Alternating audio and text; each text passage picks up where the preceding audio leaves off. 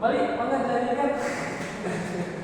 Jadi fast fashion itu sebenarnya budaya pakaian ya, atau style gitu di era sekarang, apalagi di era Gen Z itu. Fast fashion itu memang dari dulu udah ada, cuman lebih signifikan itu terlihat di sekarang gitu, karena banyak perubahan gaya style baju gitu, apalagi tren-tren sekarang tuh banyak apa ke barat-baratan atau ke luar negeri ya.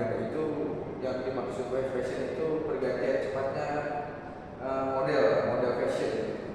Nah, dari kan maksudnya judul dari itu kita membahas dampak. Ya. Sebelum ke dampak negatif, apa yang kita bisa dapatkan ketika munculnya perilaku fast fashion ini di kalangan Gen Z atau masyarakat umum di pada masa saat ini? Apa yang kita harus lakukan? Iya, bukan apa yang kita harus lakukan, tapi dampak positifnya kita gitu. Apa keuntungan dari adanya fast fashion ini apa? Sebenarnya yang kita tahu ya, fast fashion itu kan termasuk bisnis. Nah, keuntungan kalau misalnya disebut keuntungan sih, kita lebih untungnya kita kalau mau kita sebagai produsen. sebagai produsen, atau kita yang produksi fast fashion itu sendiri, itu yang menguntungkan sisi positifnya. Keuntungannya dari sisi apa nih? Penjualan bisa, terus dari apalagi kalau kita udah punya branding ya. Nah, branding kita tuh meningkat, kan kita dapat biasanya apa sih yang dapat dari TikTok itu sebutnya, pendapatan dari TikTok tuh bisa dari affiliate atau enggak dari dapat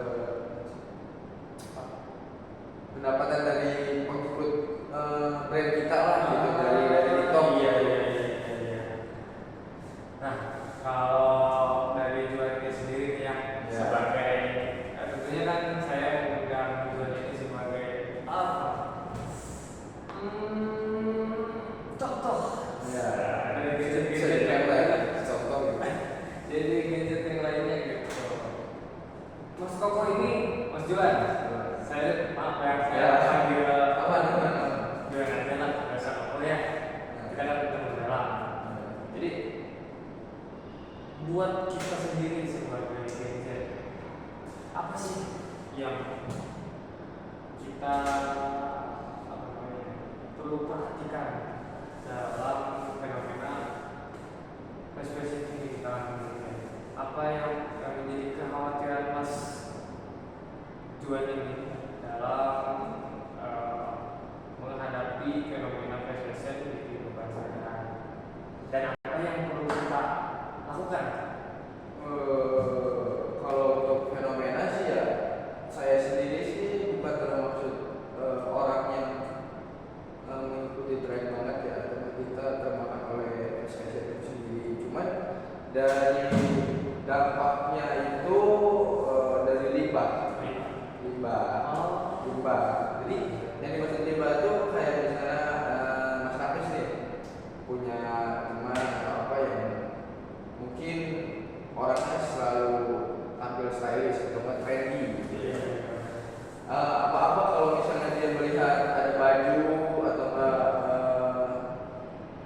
produk-produk fashion yang baru di TikTok gitu, dia baru beli kemarin, cuman karena berhubung ada lagi yang baru dia beli lagi. Kadang hanya terpakai itu hanya 2-3 hari gitu. Kalau ada yang tren baru lagi dia beli. Nah, itu yang dimaksud dampak limbahnya itu gitu. Jadi banyak pakaian tidak digunakan terus kebuang juga karena hanya ingin mengikuti tren itu aja. Dan juga artinya akan berdampak di generasi kita selanjutnya ya.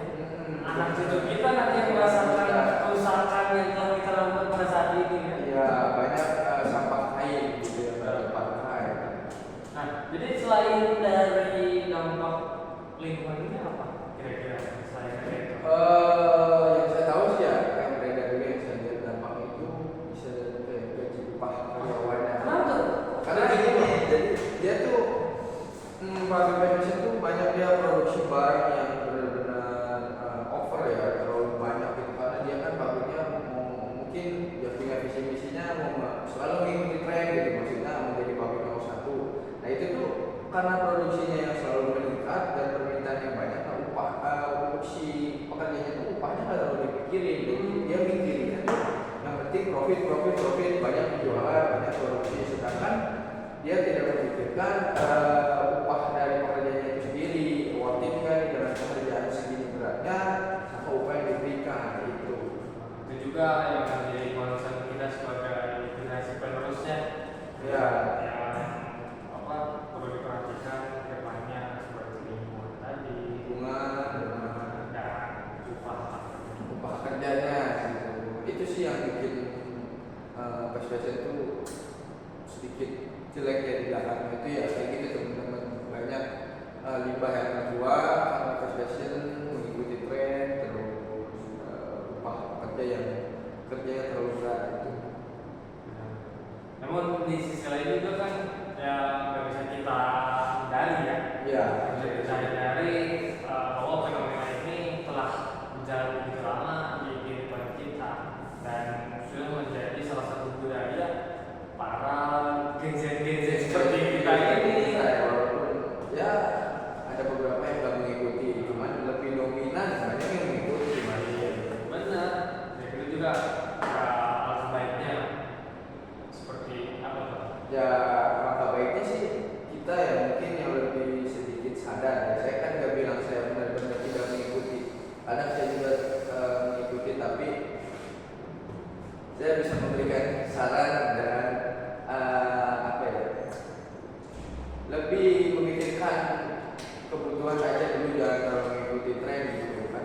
Apalagi Gen Z itu dia sekarang paling anak-anak kuliah ya, jadi juga masih kuliah banyak kebutuhan, jadi boleh mengikuti tren tapi jangan over, jangan terlalu berlebihan gitu. Karena beli baju banyak pakai juga gitu. Jadi kita yang lebih sadar ya, memberikan edukasi lah sedikit.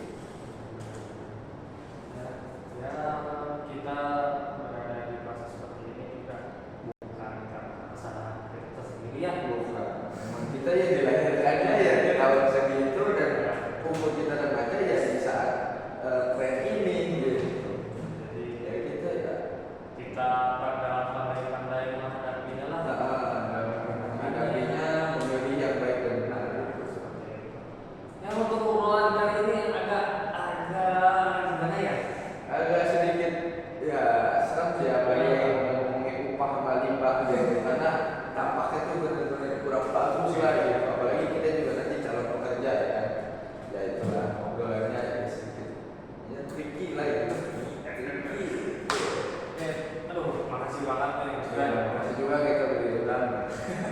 Saya mengundang Mas ini sebagai contoh yang tadi sebagai yang lainnya lah. Terima kasih atas waktu dan kesempatannya. Makasih juga. Di mana ini studio? Studio BP. Iya, seperti itu. Jadi, oke. Terima kasih Mas Bran sekali lagi. Ya, terima kasih juga. Untuk teman-teman sekalian, mohon diperhatikan dalam menyikapi fast fashion. Oke, itu saja dari kami. Terima kasih. Sampai berjumpa Di di next video ya.